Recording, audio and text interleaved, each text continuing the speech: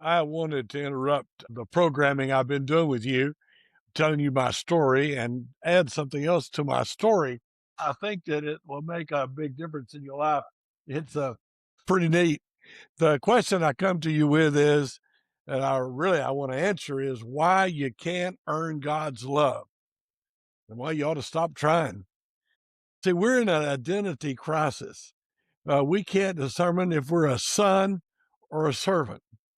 And something will happen in your heart and in your mind the day you realize I'm a son, not a servant. You know who really had the servant attitude? Well, there's a couple of stories in the Bible that are interesting, but the elder brother and the prodigal son story.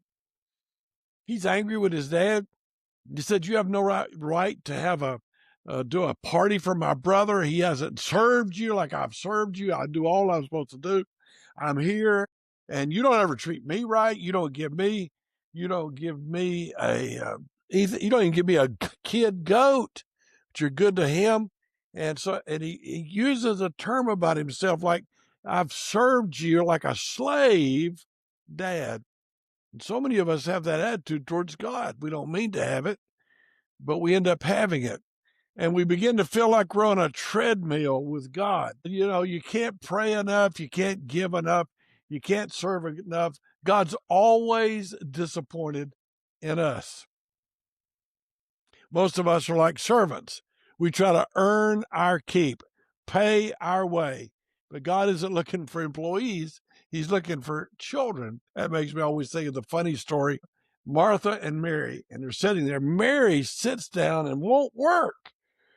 She's just sitting there, and Jesus is teaching, and Mary's listening. And Martha, you thought about it, she is preparing food for what? 12, 13, 15, who knows how many men, plus whoever else might have been there. Martha's working, and boy, she's a good lady. She's the kind of lady you want in your church. You need it done, she's going to take care of it. She's the one getting it done.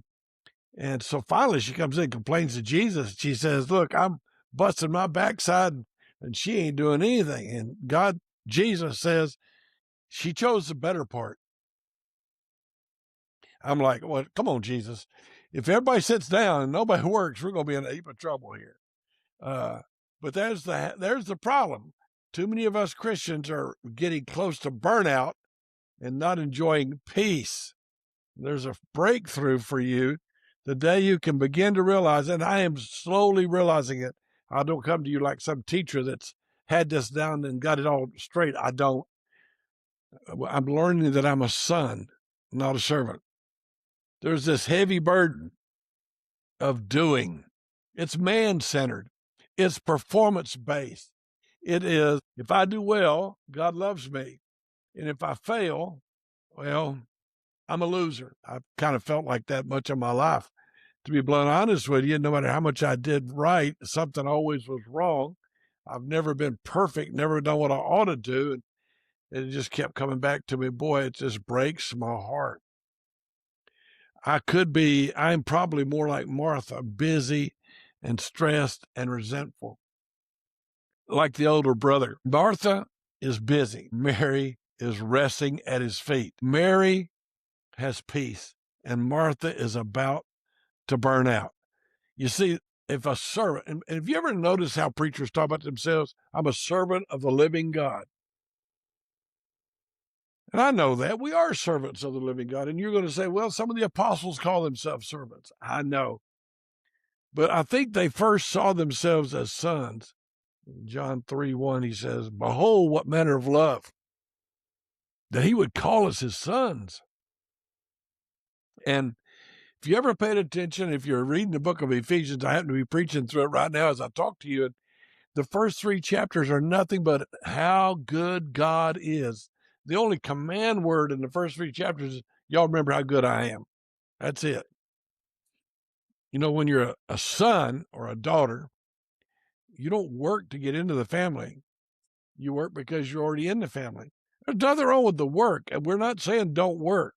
It's just that I always want to measure up. I always want to be enough. I always want to do enough. When you're a servant, you want to avoid punishment. You want to maybe even get a raise. Um, we want something from God. I want God to be pleased with me. But I tell you, children are cherished. Children are cherished. You know that Psalm 23 changed my life. You know that. In Psalm 23, the Lord is my shepherd. My shepherd provides, my shepherd leads, my shepherd restores. We just follow. And what's really funny is David had failed in every way you can possibly fail. David had failed in every way you can possibly fail. But he doesn't start out Psalm 23 groveling or begging. God doesn't start out giving conditions and laying down rules. It was simply, I know you're my shepherd, and I know all this is true. So there's a turnaround that can take place in your heart and in your life. You can stop calling yourself a failure and start believing that you're loved. I was out walking. I walk each day, and I was out walking, and I literally said, thank you for loving me. Thank you for loving me. Well, that's a big step for me, because I've always tried to be loved. I want to do lovable things. I want to be lovable, but he doesn't love me for that. He loves me because he is love, and that's why he loves me. We got to get our identity right. Now, if you're a child of your parents, you probably work, you probably clean your room, you probably cook some meals, probably wash the car, take out the garbage. But you're not a servant. It's just what you do because you're in the family. And that's what we want to get a hold of today. We want to grab that. We want to grasp it. You're not a failure. You need to stop thinking about your failure. 6,000 or 7,000 thoughts cross through your mind every day. 3/4 of them are negative. Stop thinking you're a failure and start realizing you are loved as a son or a daughter.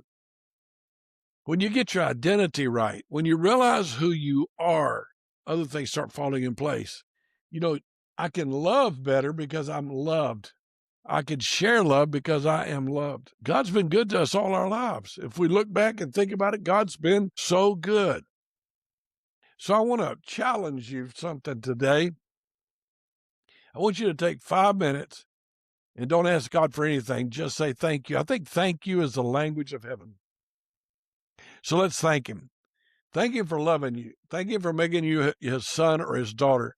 Thank him for being with you in the hard times and the bad times. And every time it crosses your mind about being a servant, realize you're a son and lead from a place of rest.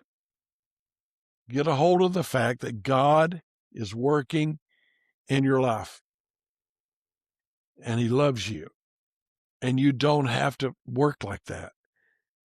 Even when the prodigal son messed up, he threw a party and welcomed him home. But can you imagine how uncomfortable the older brother felt? And he felt that way because he saw himself as a servant. And that's not who you are. Now, I spend a lot of time writing about all this on waustongardner.com. Austongardner.com. I wish you'd go and look and take some time. I want you to realize he loves you and you are his, and that's how he sees you. Thank you so much for listening. If it's of any value to you, it's a blessing to you, share it with somebody. I pray God will use it in your life.